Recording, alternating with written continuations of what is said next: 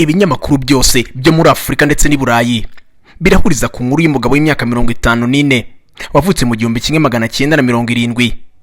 Uyu ni umugabo ufite umugore umwe ndetse n'abana batandatu. Akaba ari umuyobozi mukuru w'ikigo cy'iperereza mu bijyanye n'ubukungu ANIF, National Financial Investigation Agency. Aha ni mu gihugu cya Guinea Equatoriale. Ubundi amazina y'inyakuri ni Balthazar Engongo Embanga. Uyu akaba yarazwi ku izina rya Bello muri iki gihugu cya Guinea Equatoriale. Gusa kuri ubu uyu mugabo ntakiri mu nshingano ze nk'uko yamaze guhagarikwa na guverinoma nk'uko yabitangaje ibicije umuvugizi wayo. Aha ni nyuma y'uko hasakaye ku mbuga nkoranyambaga zose, Facebook, Twitter ndetse na TikTok, utibagiwe na Instagram, amashusho y'uyu mugabo asambanira mu biro. Ese byagenze bite? Icyo nakwibutsa ni ukora subscribe, like ndetse na share kugira ngo ubane natwe mu biganiro byacu bya buri munsi. Iyi ni Drone Boy Official, naho nge ndacyari Drone Boy. Avuka ku mugabo witwa Balthazar Engongo wigeze kuba minisitiri w'ubukungu muri Guinea Equatoriale. Kuri ubu akaba ari umuyobozi w'umuryango wa Semaka, Commission of the Economic and Monetary Community of Central Africa. Reka ngaruke ku muhungu we Balthazar Engongo Embanga wamenyekanye ku izina nka Bello. Uyu arashinjwa gusambanya abagore basaga 400 mu biro ndetse akanabafata amashusho nk'uko iperereza ribitangaza. Uyu mugabo yafatanywe amashusho agera kuri 460 muri mudasobwa ye, byatumye atangira gukorerwa iperereza ku cyaha cya ruswa ishingiye ku gitsina.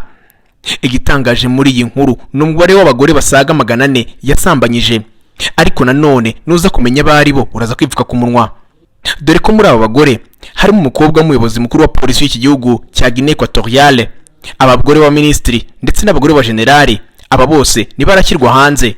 Igiteye impungenge nuko muri aba bagore bose hiyongeraho umushiki wa perezida w'iki gihugu cya Guinea Equatoriale. Saba bonyine nyuma yuko uyu Balthazar agereranyijwe ku mbuga nkoranyambaga nka Salomo wo muri Bibiliya, aho Salomo yaryamanye n'abagore barenga 1000. Uyu mugabo ikiyongeraho cyose muri ibi byose nuko yaryamanye n'umugore w'umuvandimwe we, abagore b'abapasteri ndetse akagerekaho n'umugore wa nyirarume wari utwite, utibagiwe kandi na mubyara we n'abandi bafitanye isano nawe. Nyuma yo gukusanya ibimenyetso byose ndetse na video zose zasanzwe muri mudasobwa y'uyu mugabo yakuwe mu biro bye, ubugenzacyaha bwatangaje ko ari imwe mu bimenyetso bizashingirwaho kugira ngo bashinjwe ibyaha ari gukurikiranwaho. Anatolio Nzangangwema n'umushinjacyaha mukuru mu gihugu cya Guinea Equatoriale yavuze ko nubwo ayo mashusho bigaragara ko yafashwe ku bwumvikane bw'abakoranaga imibonano mpuzabitsina, ariko Engongo ashobora gukurikiranwaho icyaha ku buzima bwa muntu. Aha ni mu gihe basanga afite indwara zandurira mu mibonano mpuzabitsina. Itabwa muri yombi ry'uyu mugabo Balthazar zabaye mu mpera z'iki cyumweru byatumye Vice President Teodoro Obianga atangaza amagambo akurikira. Yavuze ko abayobozi bose bakoreye imibonano mpuzabitsina mu biro bya ministeri bagiye guhagarikwa.